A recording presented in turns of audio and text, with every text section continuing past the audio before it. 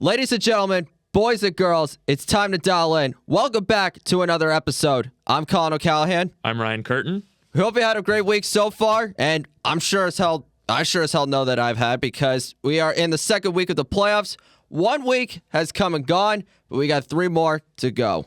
But before we get into the divisional preview and the wild card recap, we have a couple big coaching announcements we got to make. After 19 seasons, Pittsburgh Steelers head coach Mike Tomlin is officially stepping down. So he has not been fired, and he is officially resigning. The Steelers technically still have the rights to his contract because I think it's like a multi-year extension, but not once in his 19 years did he have a losing season. Ended up winning a Super Bowl with them his second year, and he will definitely go down as one of the best coaches in franchise history. Well, I mean, they've only had 3, so definitely not wrong there. Top 3 for sure. Top 3 for sure. But what were your thoughts when you first saw the news? Yeah, well, we talked about this last week too, where it seemed like, if they had, or if Tyler Loop had made that field goal, it certainly would have been likely the end for Mike Tomlin. And, I saw stepping down and I was like, oh, okay. So it was either he steps down, saves his dignity, or they fire him. I feel like it certainly wasn't entirely his choice to step down. And I do think that it was probably the right move. Mike Tomlin, obviously, great coach. Seems like a great guy, too. But, I think it was time to move on. They've been in football purgatory for the last 5 years at least. Made it to the playoffs most of those years, but haven't made it past the first round. And, gosh, I don't even know. Since like 2016. Yeah, I mean, it's been too long for me to even keep track of it. So I know it definitely seemed like it was time, and I think it was the right move. Yeah. One point that I will make is that normally the Steelers don't usually fire coaches. They just let them retire or their contracts just conveniently expire. The one exception was Matt Canada in 2022. So I feel like this was more of his decision than what the organization was going for.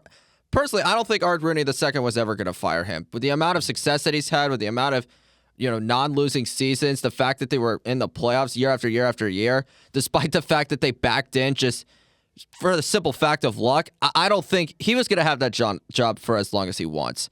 But I agree with you. I think it was time for them to hit the reset button and completely rebuild this roster.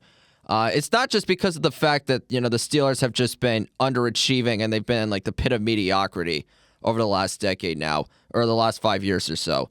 It's just that your defense is aging. TJ Watt is in the midst of a huge extension, but he's in his early 30s. Cam Hayward's 37. Most of your key secondary guys are, starting to get there in terms of age. Aaron Rodgers, the only reason why he even signed was because of Mike Tomlin, and there's no way that they're going to bring him back if it's not his choice. So, and he's 42 years old as well, so you never know when that was going to happen. It was pretty much either Pittsburgh or retirement for him. And, when I think of Mike Tomlin, I definitely think he'll have a Boston cannon. He'll go to the Hall of Fame. But ever since 2016, he hasn't won a playoff game. He hasn't been to the conference. Since that Super Bowl win in 2008, he's only been to the conference championship twice. Yeah. 2010, when they beat the Jets to go to the Super Bowl, and they lost that one.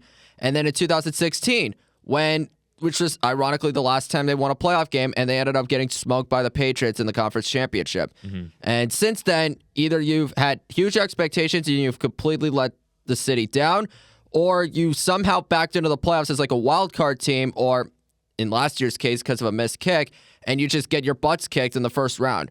So I just didn't really understand what the point of trying to repeat that cycle was. And I'm happy that the front office is finally realizing this and, is thinking to themselves, like, you know what? This isn't working.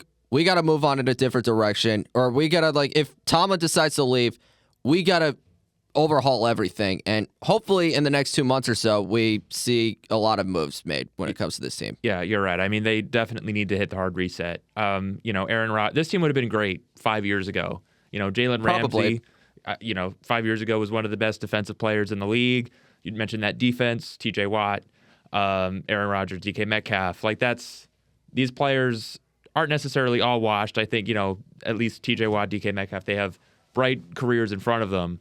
But I do also think that maybe the best was in the past. Yep. And especially in the quarterback position. Aaron Rodgers is not going to be around. If he is, it's going to be another year.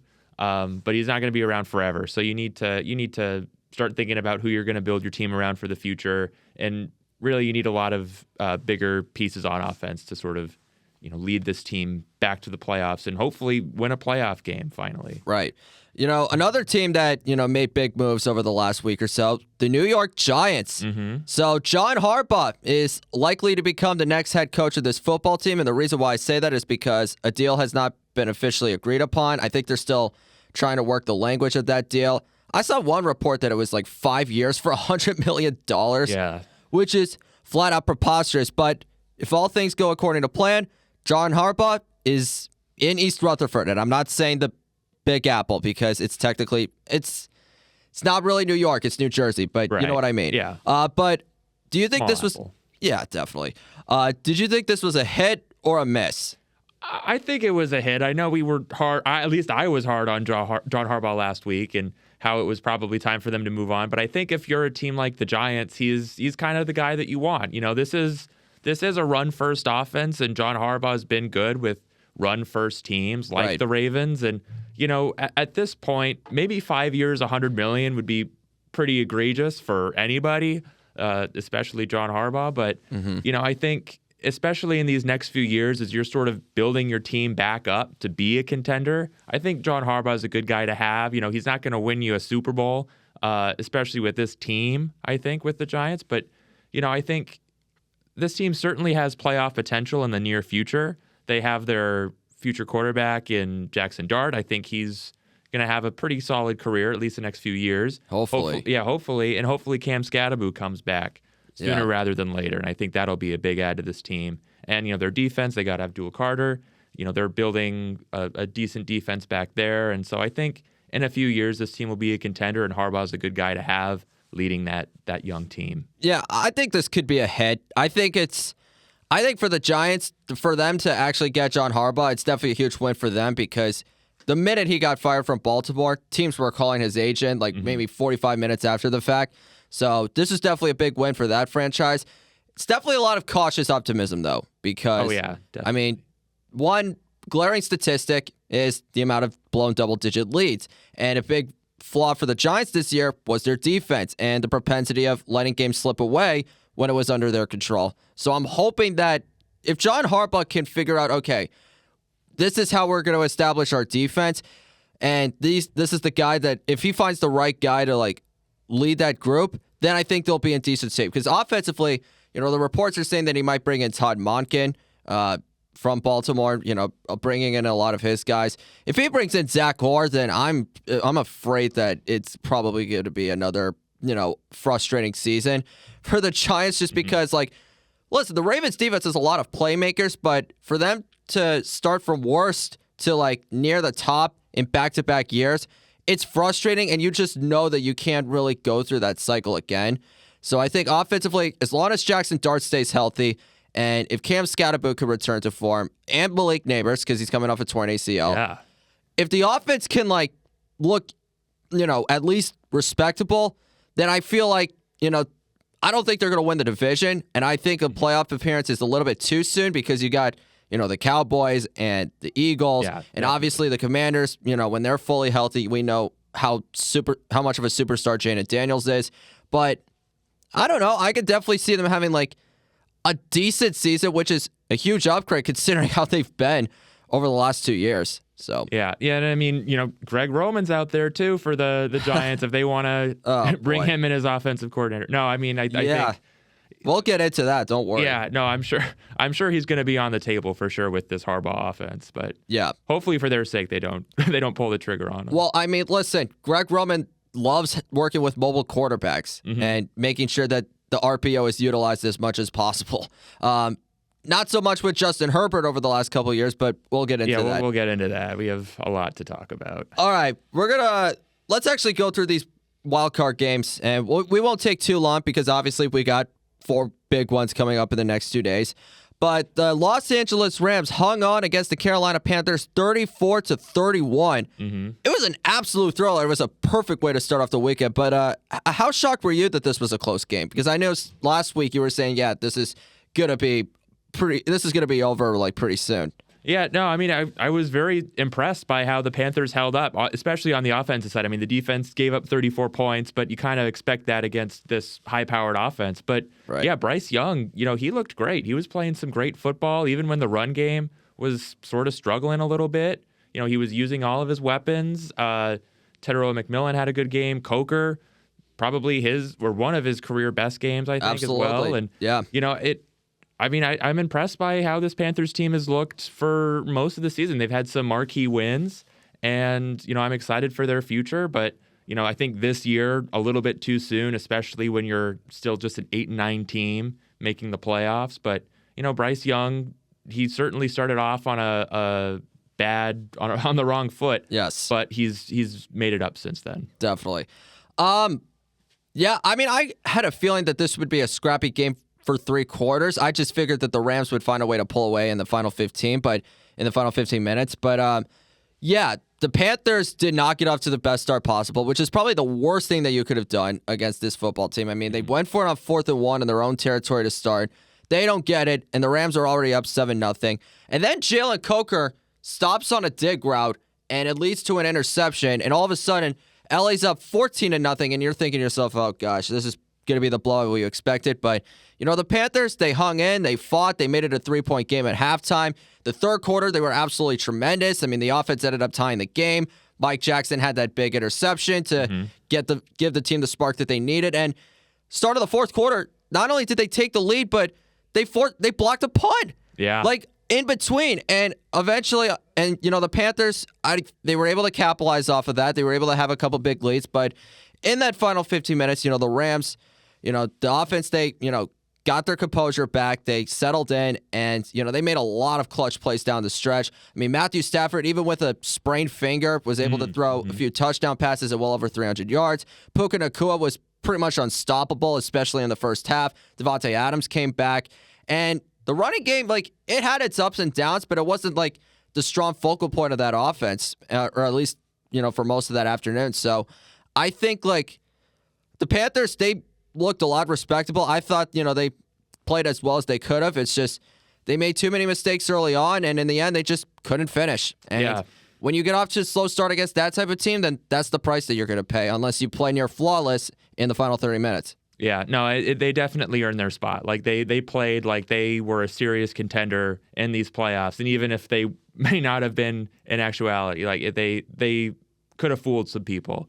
And we mentioned last week that really Matthew Stafford, because of what we thought, Matthew Stafford just needed to play marginally better than he did last time to get the win, and he did, and that was enough. But I do give a lot of credit to this Panthers team for hanging in there, because even when they got off to the slow start, they never felt completely out of it. Yeah. And as I mentioned last week, that's what I thought would happen very early on in the game, that they'd fall out of it. But definitely, they were in there the whole time. Obviously, they took the lead and at one point, and couldn't quite hang on at the end. But it was a great game. Absolutely, and I think the reports came out that the Panthers, they were going to pick up Bryce Young's 5th-year option, and I'm really happy that Bryce Young's career has been resurrected, and I think you got to give Dan Morgan and Dave Canales so much credit, because they never gave up on him. I mean, last year they benched him after the second game of the season, but eventually they gave him that second shot, and he completely took advantage of every single opportunity that came his way. And I'm just hoping that next year he ends up having a better season, because they know who their best players are. They know who to centralize the offense around. Defensively, they know as long as they can fix a few leaks here and there, then they'll be a solid unit. Because Ejiro Evero, the defensive coordinator, he's been getting into a lot of head coaching conversations lately. So, yeah, I'm definitely excited to see what the Panthers do moving forward. And who knows? If they do end up playing better next year, then I don't think it's going to have to come down to the final week for them to win that division. Yeah, and hopefully we won't have an 8-9 division champion this year. I don't know if we could promise that. Yeah, in the NFC South, no guarantee. Exactly. But that wasn't the best game Saturday. The one after, the Chicago Bears coming back from a 21-3 deficit against the 7th-seeded Green Bay Packers. And, just living in Chicago, that was one of the craziest scenes that I've ever been a part of. I mean, we weren't at the game, but just being like in the bars, watching it with all those Bears fans, hearing the fight song play after every score, and everyone losing their minds after the final play, that was surreal, and it was super cool, and it was a real blast. But coming back to this game, did this say more about the Bears or the Packers? I think it said more about the Bears. I think that we know that they've had all these comebacks throughout the year, but it's one thing to do it then in the regular season. It's another to do it now in the playoffs, now that it is important and it really matters. And to do it against their division rivals as well, that must have made it extra sweet for them. And, this is such a young Bears team. I didn't know if they'd have what it took to win in the playoffs, but they surprised me, and I was at the I was at the bar with you, and I mean I turned into a Bears fan for that day. I was not. It was hard not to be. Yeah, it was hard not to be, and I got really into it. I was jumping up and down on that last drive as well, and I was really impressed with how the Bears played. I said they were going to win last week. I didn't know how much I truly believed it, especially after that start. But I think. I don't want to jump ahead to next week already, but I think that we've got a good matchup next week between the Bears and the Rams. I think so too. And I mean, making that walk to this place every day for the last 5 days or so, it has been absolutely freezing. It's been below 20 degrees. The snow has really picked up. So if you're the Los Angeles Rams, you better be physically prepared for this game, because if not, then the Bears, I don't think they're going to need to rely on another comeback for them to win this game. But back to this one. Honestly, my answer to this is neither. It was really neither, because, both teams were exactly who we thought they were. We knew the Bears were a great fourth quarter team. They play average for 45 minutes or, subpar in that span. And then in the fourth quarter, they just somehow come alive on both sides of the ball. Now, Jordan Love coming back, he was a huge spark to that offense, especially early on in that game. And even in the fourth quarter when, Matthew Golden had that 23-yard catch and run score, you could just tell, the passing game was more comfortable and confident. The running game looked healthy. The Bears couldn't get any pressure whatsoever. It just felt like anytime the Packers were in a third down situation, they were converting it left and right. And that was the biggest reason why the Packers were able to score a touchdown on 3 straight drives, while the Bears just couldn't stop shooting themselves in the foot with all those fourth down attempts, especially some of them in their own territory. But I just figured the minute that Brandon McManus missed that field goal at the end of the first half, I'm like, the Bears are coming back from this. You know why? Because it's a 21-3 deficit. It's a large one, but, with 30 minutes left to play, it's not one that's impossible to overcome. And then through most stretches in the third, fourth quarter, the Bears offense just couldn't really do much of anything. They were able to have long, sustained drives, but they settled for 2 field goals. Caleb Williams had a horrible interception. Yet the defense was forcing a bunch of punts. And the Packers just, they couldn't run the ball. All of a sudden, they got way too aggressive in the fourth quarter. And all of a sudden, the Bears made it a one-score game. And I'm thinking, here we go. Here comes the BS. And then the touchdown happened. And I'm like, okay, that might be an early dagger, even with 6.5 minutes left. And then right on time, McManus misses the extra point. And I'm just thinking to myself, this is going to be a 3-point game. And Olamide Zaccheaus, he got wide open. It's a 3-point game. But the Packers offense, they still moved the ball right down the field. Jordan Love was, coming back from concussion protocol. I thought he was the least person to blame, or the last person you could have blamed. Absolutely. He played as well as you could have expected. Matthew Golden, in the final game of the season, finally having a promising performance as a first-round pick. And, they had to settle for a field goal attempt, but you just thought, okay, as long as you got points on the board, you'll be fine. And then what happens right on schedule? Wide left. Yeah. And I'm like, there goes the game right there. And I'm not saying this to be dejected or to be bitter about this, even though there are a lot of Bears fans that have given me a lot of crap, especially in this school. It's true. But, I can attest. But that final drive, Caleb Williams was absolutely masterful. When you see the fourth down attempt where he's rolling out to his left and he just fires it right off his back foot and Roman Dunte hauls it in, I just thought, okay, the Packers defense, it's about to give out, because you don't have Devontae Wyatt, you don't have Micah Parsons, your pass rush hasn't been able to get home the way that they were able to early on, and 2 plays later, Caleb Williams with the pump and the fake and the dime to DJ Moore from 25 yards. I just thought deja vu all over again because that's exactly how the Bears won the last time. And, the final play of the game, just seeing everybody lose their minds, like I said, one of the best feelings ever. The Bears definitely deserve to win that game more than the Packers did, bar none. But from Green Bay's perspective, this was a catastrophic failure. Yeah. I mean, for them to...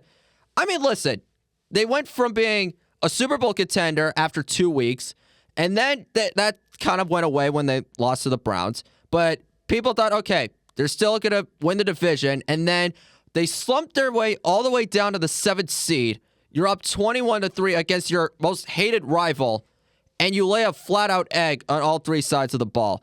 And the biggest consequence of all, Matt LaFleur is coming back, which is not too shocking. But what's going to happen? You're just going to go 9-8 or 10-7 and make the 7th seed and just get kicked out of the first round again.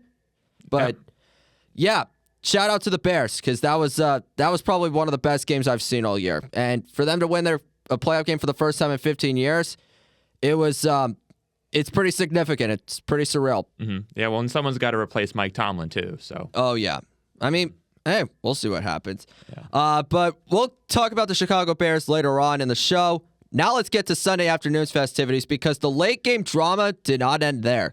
The Buffalo Bills beat the Jacksonville Jaguars 27-24. Once again, an outstanding grudge match coming down to the very end.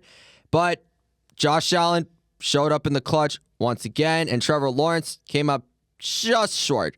But what do you think the biggest reason the Bills won was? I think Trevor Lawrence took a step back in this performance. I don't think that it's because he's a bad quarterback now or anything like that. Obviously, he's already won a playoff game, so you can't necessarily hold that against his head. But he was making too many throws that were into double coverage and really tight coverage. It was bound to backfire eventually, and we certainly saw that on the final drive too. There was one early in the game too that was right to Shaq Thompson. Yeah, it was right to Shaq Thompson, and the second one at least was deflected and picked off, but. There was a guy right on him. There were another couple guys right around him. Obviously, one of them got the pick. And, yep. It wasn't just those two interceptions. There were a few that were sort of, at the time, it looked a little dangerous. And, I think, and obviously, there was the 4th and 1 stop early in the game. That was a big reason they lost. I think that was the biggest play of the game, honestly. But go ahead. A turning point. No, I was just going to say a turning point in the game. And, I don't think it was necessarily all on Trevor Lawrence, but I think he was certainly the biggest factor in that loss. Yeah, I can't disagree with you there. I think the biggest reason why I think the Bills won is because Josh Allen was the best player on the field. We knew that the Jaguars, they came into that game with the best rushing defense in the league, and they slowed James Cook down. I think he only had one big run the entire game, but they just, especially late down the stretch, especially in the fourth quarter, their secondary got worn out, and the pass rush wasn't, delivering. And Josh Allen just completely put the team on his back, and he led the way to victory. So I think that's the biggest reason why they won. But with Trevor Lawrence, I think he played pretty well, but I don't think he played well enough to win. And the biggest reason why is because of the drives that you pointed out. The interception to Shaq Thompson, that created 3 points. That 4th down stop where he was just short of the line, the Bills were able to score a touchdown off of that one. And then on the first play of the final drive, he throws a pick right into a tight coverage, and Tre'Davious White comes up with the catch. And that ended the game. And you lost by 3. So without those mistakes, you could have held on, and you would have won the football game because in the fourth quarter, well, really since the start of the second half, the Jaguars' offense was rolling. If you told me that Jacoby Myers was only going to catch 1 pass the entire game and Brendan Strange would only have 2, you would probably tell me, yeah, this offense is going to get shut down. But Trevor Lawrence, for good stretches of that game, played pretty well. And I think the running game was able to work really well, as in my opinion, which is not shocking because the Bills' rush defense is absolutely horrible. But, it's just in these types of playoff games, you could always point to 1 or 2 of them and say, yeah, if these go another way, we're talking about a totally different story here. So, yeah, I can't completely disagree with you, but I think the bigger story too after the game, I think we talked about this on Monday in one of our classes, but the reporter congratulating Liam Cohen for such a terrific season. And, just keep your head up, and, you shouldn't be too ashamed of yourself.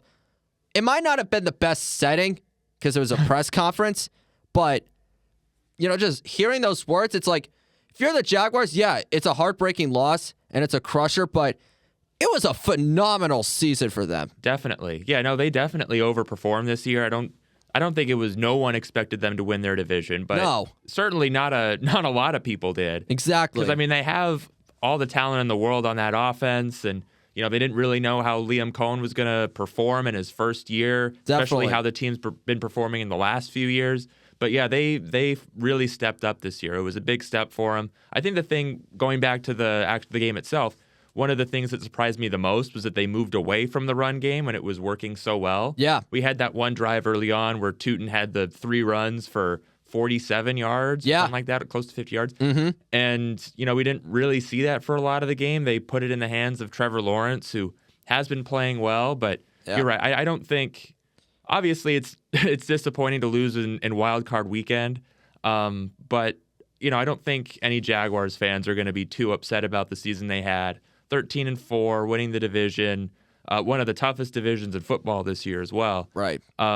So I think they got a bright future ahead of them for sure. Absolutely.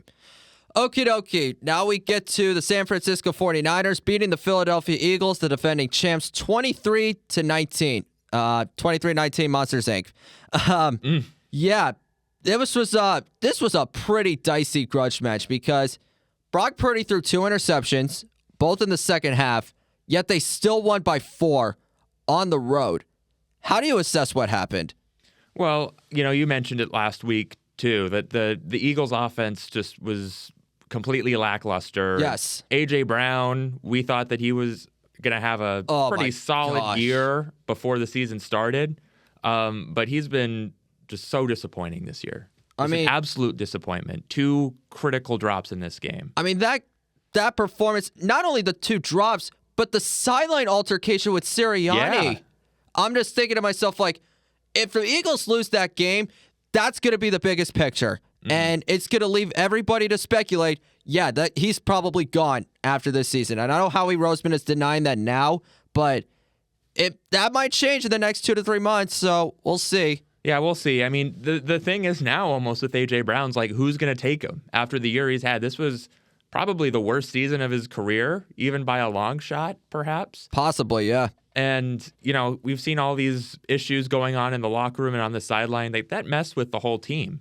Really, even for the last month and a half, 2 months. Right. Like, they really limped into the playoffs a little bit. And I think A.J. Brown is certainly not blame-free for that. Like, I think he's probably one of the bigger reasons why. Yeah. And it's translated on the field as well, where he just hasn't been himself at all this year, and especially down the stretch. And, I think if he makes those 2 catches, we're looking at a completely different game.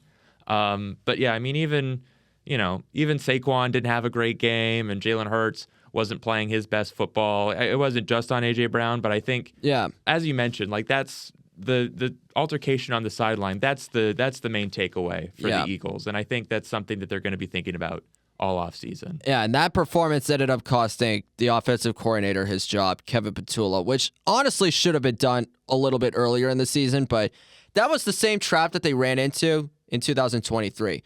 When you know that there are huge flaws, and yet you're making next to no changes around that, and all of a sudden you limp into the playoffs and you completely implode and you embarrass and you self-destruct. I don't think all the struggles have been on A.J. Brown, but like you said, he can't be blame-free because those 2 big drops were the 2 biggest moments of that entire game. But I'm going to focus on the 49ers for a second because the opening drive, literally the second play of the game, DeMarcus Robinson jets his way over the middle of the field for 61 yards, and a few plays later, he's open in the end zone for a touchdown. And I thought, okay, 49ers they came to play, and then they stalled out for a little bit, through the rest of the first half. And then the third quarter, the Eagles, they were ahead, and then Brock Purdy ended up throwing the first interception at Quinyon Mitchell. But all of a sudden, the Eagles offense couldn't do anything in that entire period. They barely totaled over 100 yards. Jalen Hurts, 9 completions on 19 pass attempts. The running game got slowed down. Obviously, we talked about A.J. Brown getting slowed down. And, the more that the defense, got stops for San Francisco, the better their offense got. And in the fourth quarter, they really turned it on. Literally the first play of that period, you see the double pass from Juwan Jennings to Christian McCaffrey, just like they did in the Super Bowl against the Chiefs. And it gave the team the spark. They got the lead. And then the second interception happened, and I thought, oh, boy, this is not going to be good. And then the defense forced a field goal. So a touchdown wins it. So Brock Purdy got the break that he needed to redeem himself and for him to lead that offense to victory. And to his credit, to Kyle Shanahan's credit, without George Kittle, without Ricky Pearsall, and with the very hobbled Trent Williams, Brock Purdy, he really put that team on his back. And all of a sudden, they go boom, boom, boom right down the field. He finds Christian McCaffrey in the end zone. They take the lead. And the minute that happened, I'm like, yeah, this game's probably over because the Eagles offense only scored 6 points in the entire second half. 2 of them were made field goals from Jake Elliott. And honestly, when you look back at it, you could say, yeah, the missed extra point on the opening drive really backfired on them. But the 49ers on their last touchdown, they missed the extra point as well. So it kind of offset, how that game ended up turning out in the very end. The bottom line is just Philadelphia's offense was abysmal, and I feared that entering this game. And yet I still picked them because I thought the 49ers just had way too many injuries to overcome. But it didn't matter because they played with grit. They played with tenacity. They played with so much pride. I feel like Kyle Shanahan deserves a huge ton of credit for, getting that team in the right mindset. And more importantly, if Robert Saleh isn't a head coach next year, then that's a damn shame because with the amount of guys that they lost and for that defense to still be as sturdy and as respectable as they've been, this has been one heck of a season. And I'm personally hoping that they have a chance to play for a Super Bowl in the next week or two. Yeah, they're a really gritty football team. Like we've known that all year. They lost Nick Bosa early in the year. They lost Fred Warner earlier in the year. And at that point, people thought, oh yeah, this team's they're done. They might not even make the playoffs. Yes. But they went into Week 18 with a chance at the 1 seed in the NFC. Went into Philadelphia with this great defense, and they got the job done in Philly. And you're right. I mean, I think we both know too that Robert Saleh probably should still be the coach of the Jets. I don't think he ever should have gotten fired from that job. He got scapegoated because of Aaron Rodgers. We all knew this. Absolutely. Yeah, no, exactly. I don't think that needs to be said. But yeah, no, he definitely deserves a head coaching gig because he's not only a great coordinator, but everyone on the team loves him, especially on this 49ers team that he's been a part of. Yeah, I mean, he's been a part of that team pretty much, for the last 5 or 6 years now. And everyone loves him. Great coordinator. And yeah, I mean, I love this team. I think, I don't know how much more they got in them, but you never know. Exactly. I mean, they got a pretty winnable game coming up tomorrow night. So we'll talk about that though. Sunday Night Football, the Patriots, they beat the Chargers 16-3. And it was a very, very, very ugly game that finally ended in the fourth quarter. There was a game on Sunday night? Don't even start with me, dude. Okay. Ryan, talk to me, man. How are you feeling? Yeah, no, you're right. It was an ugly one on both sides of the ball, but especially when you look at the Chargers, because it seemed like 11 guys just forgot to show up. 11 guys stayed in LA.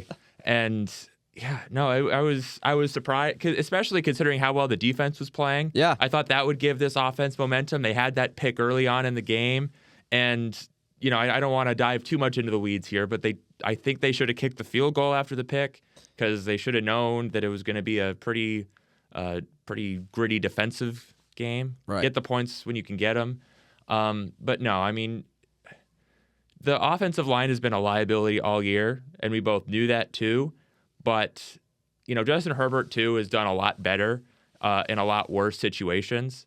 So I think, part of that's on him. The receivers weren't getting open. And I mean, credit to the defensive coordinator of the Patriots. Like, they were drawing up schemes that, especially as the game went further and further along the offensive line, and, really everyone on offense couldn't do anything about it. And Drake May, he got off to the slow start, but I think he started to get into his stride late in the game. He had that beautiful touchdown pass to Hunter Henry, and that was really the difference in the game, right? I mean, if they don't get that touchdown, then the Chargers potentially are still in it. But they really couldn't get anything going against that Pats defense. And credit to them because I didn't expect the Chargers to get shut out as much as they did, but that's how it goes sometimes. Yeah. I mean, I'll offer my perspective for a little bit. Yeah, through the first 3 quarters, it was incredibly frustrating. I feel like watching that game, I thought we were moving the ball particularly well. We just could not finish whenever we got into prime field position. You mentioned the first turnover right at the 10-yard line. I was thinking the same thing. I'm like, okay, defense forced 4th down. They're going to kick a field goal. Not the worst thing in the world.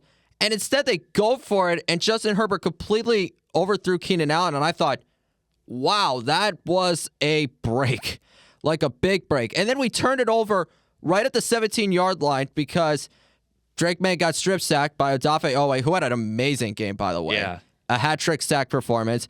And the Chargers, they only ran 4 plays, and they punted the ball right back. So I thought, okay, whoever scores a touchdown first is going to win this game. And the beautiful dime from Meg to the former Charger Hunter Henry. Revenge game. Yeah, I know. That was pretty much an early dagger. And once that happened, the Patriots really amplified the pressure, and that LA offense just got shut down for the rest of the game. I mean, Omarion Hampton, he only took 1 snap the entire first half, and he was pretty much, he wasn't really doghouse, but he just couldn't play anymore because he was trying to come back from that ankle injury. Ladd McConkey, he was their best receiver with only 32 yards.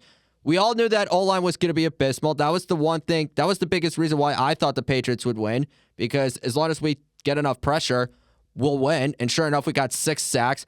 A few of them were from Milton Williams, who was in his 2nd game back from IR. And yeah, I mean, our offense wasn't great either, but we ran the ball well. And in the 4th quarter, we just made enough clutch plays down the stretch. Wasn't the best game for Drake May by his standards. I mean, 5 sacks and 2 turnovers is definitely not pleasing. But yeah, we're moving on, and next week it's going to be even scarier because we got the freaking Houston Texans, and they got the best defense in football. So kind of curious to see how that one's going to go. Yeah, we'll talk about that in a couple minutes. Oh, yeah. But speaking of the Houston Texans, let's get into it. Monday Night Football, they beat the Pittsburgh Steelers 30-6. It was Mike Tomlin's last game. It's quite possibly Aaron Rodgers' final game of his career. That one was just a flat-out beatdown. And it was close in the 4th quarter. I think they were only up by like 4 at that point. But yeah, everything went completely downhill, down the stretch. But were you more pleased with Houston or more angry at Pittsburgh? I was more pleased with Houston as the game went along. I think, CJ Stroud obviously got off to a pretty poor start, but he also made some pretty important plays. Christian Kirk had his best game of the year, even as Nico Collins left early with a concussion. Yeah. And I mean, their defense was amazing as usual. And it's also like going into this game, I didn't really have any expectations for the Steelers against this defense. I think both teams sort of performed as I expected them to, with the Steelers not really able to get anything going, especially in the run game. And Houston's defense really dominating. They got those 2 scores in the 4th quarter, and I can't really say I expected much different. But CJ Stroud made some big plays when he needed to, and despite the turnovers, I think obviously they did enough to get the job done against Pittsburgh. Yeah. I will definitely tip my hat to the Houston Texans. I mean, we all knew that their defense was absolutely incredible and it was elite, and that they were going to be the biggest reasons why they won the game, and that's exactly what happened. I'm going to say that I'm more angry at Pittsburgh, and here's why. CJ Stroud turned the ball over 3 times. He lost 2 fumbles. He threw an interception, yet the offense scored 3 points off of those turnovers. They only had 6 points in the first half off of 2 field goals, and in the second half, they just went absolutely nowhere. I mean, DK Metcalf early on had 2 big catches, and then all of a sudden, after 1 drop, he only gets targeted 2 more times. So that was definitely concerning. They couldn't really run the ball. They were horrible on 3rd down. They were 2 for 13. And then the 4th quarter, they just completely fell off the cliff. It started with the scoop and score that put them up 17-6. Then they put the ball right back. And Houston's offense is able to just march their way down the field thanks to Woody Marks. And they put in an early dagger to go up 24-6.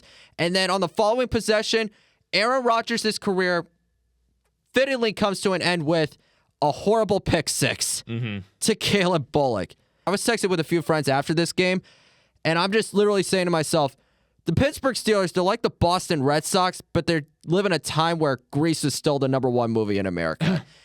You've seen that commercial where John Travolta's dressed up as Santa and they're saying Grease Lightning? Mm-hmm. That's how I thought Aaron Rodgers looked. I'm not kidding. It was so bad. And the offense looked completely watered down. The defense did what they needed to do. They played as well as I could have expected. True. Yeah, they gave up a lot of their down attempts, and they ended up getting gashed in the run later on. But if you told me that this was only going to be a 10-6 ball game in the fourth quarter, I would have been like, okay, all the offense needs is just one touchdown, and that could be enough to get all the momentum. But instead, it was the exact opposite, and that's why the Steelers are in a complete rebuilding mode. And I will say this. If the Texans somehow do win next week, I think they can mess around and win the Super Bowl. I said this last week, too. They're my favorites in the AFC to get to the Super Bowl. So yeah. I mean, last week I was definitely hesitant because of the offense and just like how lackluster it's been. And I still have concerns of that. I'm not trying to piggyback off of that, especially entering Sunday afternoon. But, I mean, based on how they've looked over the last 2 to 3 months, I mean, you got to understand. They started off 0-3, and then they ended up getting like a couple decent wins. I mean, they beat Tennessee. They beat an injury-hobbled Ravens squad with Cooper Rush. Then they lost another bad game. I forgot who it was to, but the point was, after that... It was the Broncos. It was the Broncos, yeah, and ironically, C.J. Stroud got hurt in that game. But the point is, since that Broncos game, they went on a tear. Their defense completely took over the team, and once C.J. Stroud came back, they weren't great, but they looked decent. And I think, DeMeco Ryans, he's definitely going to be there for a lot longer now. Yeah. Yeah, no, and I mean, again, for me, it was, I didn't really expect much different. Like, I wasn't expecting a monster game from C.J. Stroud. Yeah. I was expecting this defense to be all over Aaron Rodgers, and they certainly were. I think those 2 defensive touchdowns, I think that obviously put them over the edge because that was more points than the Steelers scored all game. Yeah, I really just don't see a world where anyone can beat this Houston defense, at least in the AFC. Maybe the Bills, if they make the AFC Championship. Maybe. That's going to be a great game if that's what ends up happening. But, yeah, no, I think this Texans defense is too tough to stop, and C.J. Stroud makes just enough good plays at just the right times to keep them in it if they start to fall behind a bit. But yeah, it's going to be interesting to see how this AFC shakes out. Definitely. Well, without further ado, let's make our picks. So tomorrow at 4:30 Eastern, 3:30 Central Time, we got the Buffalo Bills taking on the Denver Broncos in Mile High. What do you got? Yeah, I really just don't trust this Broncos offense. I know we were just talking about the Texans, who are a very similar team to the Broncos, where they have one of the best defenses in football. They're 1-2 right now, Houston and Denver. But I really have no faith in Bo Nix. I'm not a believer. And maybe that's just me being a Chargers fan. I will admit that I'm a little bit biased, but at least you're honest. Yeah, no, it's true. I don't know. I don't know. I don't know who on this offense is really that they're such a young team in general. And I think Bo Nix he's obviously their guy for the future, and I think he's going to turn out to be a pretty solid quarterback. But I don't see this team making it. Some people think that this is a Super Bowl winning team. I certainly don't think that, at least not with, this current roster. I think they need more weapons on offense. And while their defense is great, I think I trust Josh Allen a little bit more because he did just as well, or he did well against a Jaguars defense, which is also very good. Very great pass rush. Yeah. Pretty solid secondary. Denver's is obviously better. But I think their lack of talent on offense. Yeah. So you got the Bills. I do have the Bills, 21-13. Okay, wow, low score.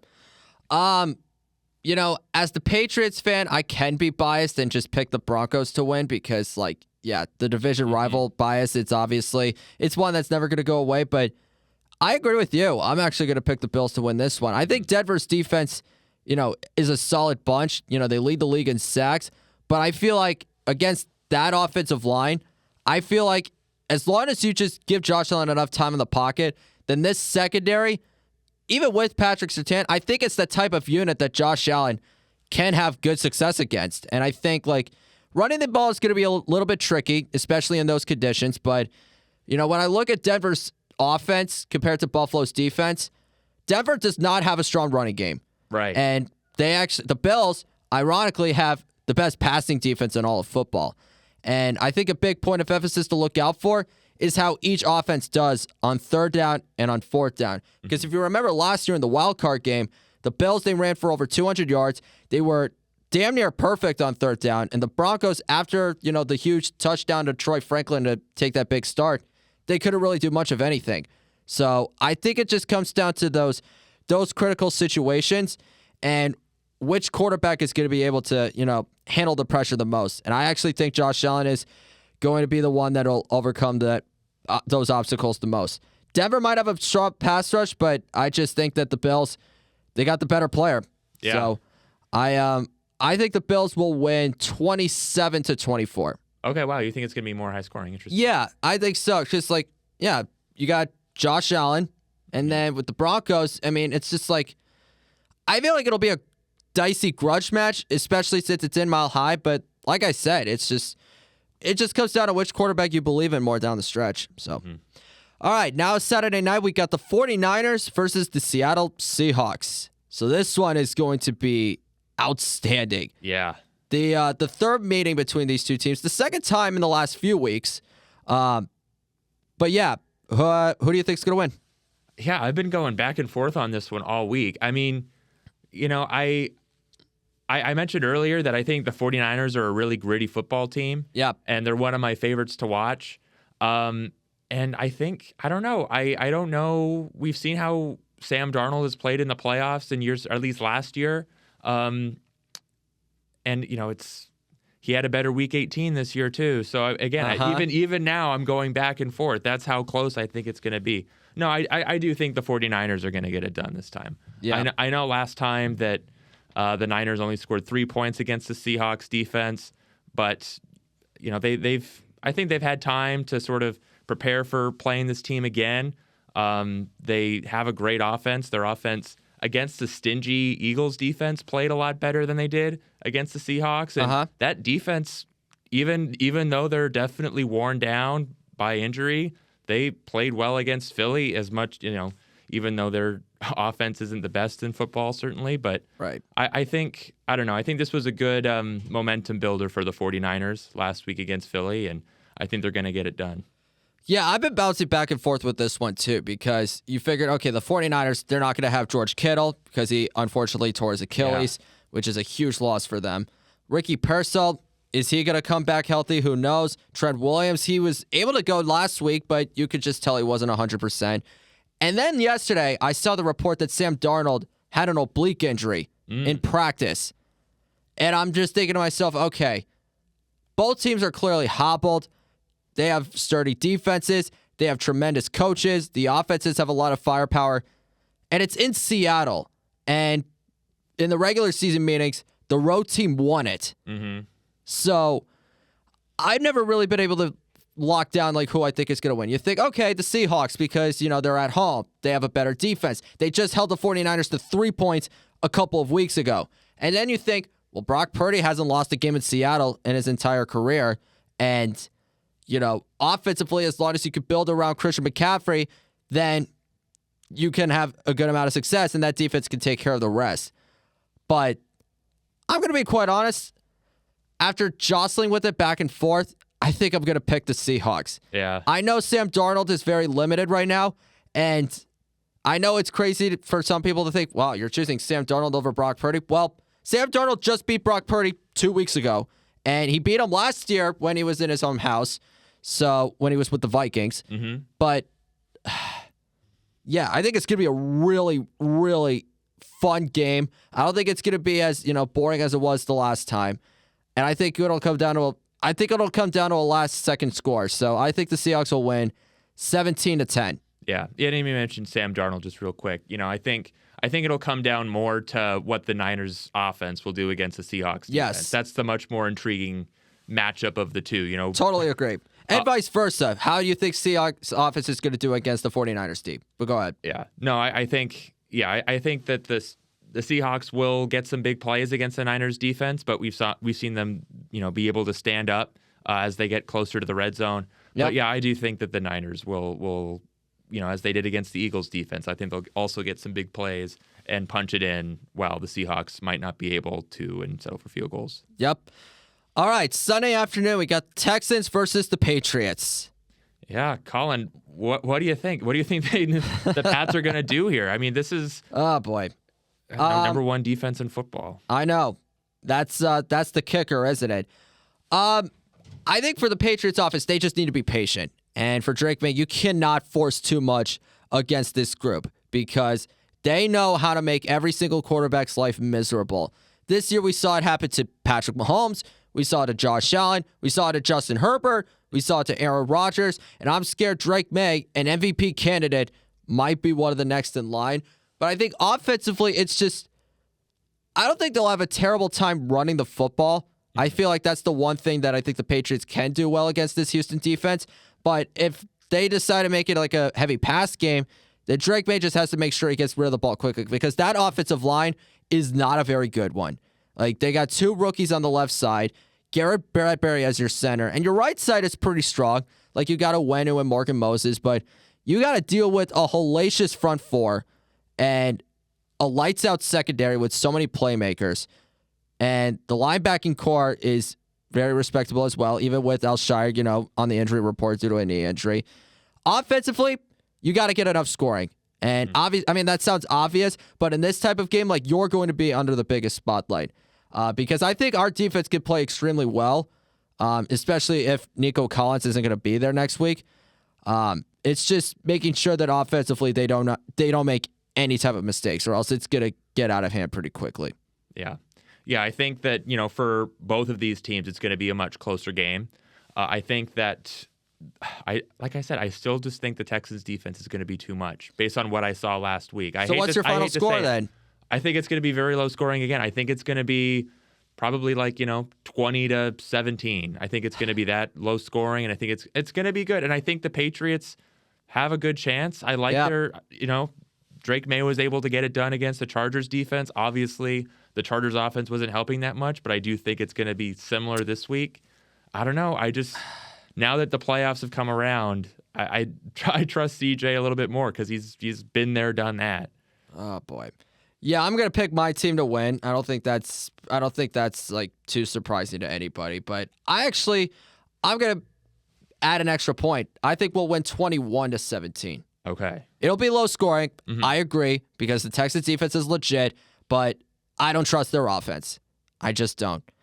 But speaking of teams that we might not trust, let's talk about the Chicago Bears. Mm-hmm. They're taking on the Los Angeles Rams Sunday night. This city is going to be alive. It's going to be buzzing. It's going to be absolutely terrific. Do the Bears have do they have more magic left in them? If you had asked me as soon as I saw the draw against the Rams or saw the matchup against the Rams, I might have said no, but we've talked about it a lot today. It is cold.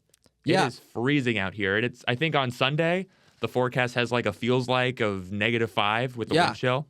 And I don't know how the Rams are going to do against that. I think, obviously I don't think this was the biggest factor, but it was cold in New England for the Los Angeles Chargers. And I think that may have messed with them a little bit. Like they couldn't really get anything going on offense. And this is a different team certainly. But it's going to be tough for them because the Bears, they played well last week. They have this momentum after that big fourth quarter win. The city's going to be alive, like you said, but they're just factors that you can't control, and this could hurt the Rams. Yeah. So what do you got for a final score here? I still think the Rams get it done. I think it's going to be very close again. But I don't think they got another comeback in them. I think the Rams end up getting it done 24-20. Okay, this is going to sound absolutely preposterous to a lot of people, but I'm actually going to pick the Bears to win this game. Wow. And here's the reason why. I mean, obviously... You've been the biggest Bears hater all season long. I'm not a hater. I just tell it how it is. But I will say this. It's more so much than the weather. I just feel like, when I look at this Bears team, if they play any way they did in the first three quarters, the Rams are not going to let any comeback happen whatsoever. So the margin for error is going to be this small. But the Rams have been very, very loosey-goosey over the last 3 to 4 weeks now, even in the last week's playoffs, because they have let opponents hang around for quite a bit. We saw that happen to the Panthers twice now. They blew a 30-14 lead to the Seattle Seahawks, and they ended up losing that game in overtime. That defense, it has completely started to slip when you least expected. And offensively, they've had like a few lulls that allows the team to come back. So, and when you're going up against a team like the Chicago Bears, that's not exactly the type of team you want to do it to that against, because if that's a close game entering the fourth quarter, then you know Chicago, it's going to channel that magic and they're going to spew all the BS that they can from left and right. I think we're going to get a really great game here. I think that because the Bears are at home, they definitely have the advantage. The windshield is going to be ferocious. It's going to be freezing, and it's going to be insanely loud. It's one of the most passionate fan bases in all of sports and one of the most prideful. And I definitely think, listen, the Rams had a great game offensively last week, but I think in these conditions, it's going to be a little bit different, and they're going to rely on that defense to take over. And I don't know.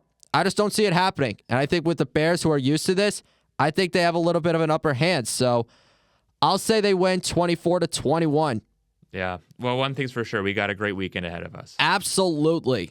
No question about it. But thank you all so much for watching. Make sure you like and subscribe for additional content, not just to the Dialed In channel, but to the 303 Sports Network. Business is booming, and we're loving it. So take care, everyone. Have a great rest of your weekend, and we'll see you next time. See you next week. All righty.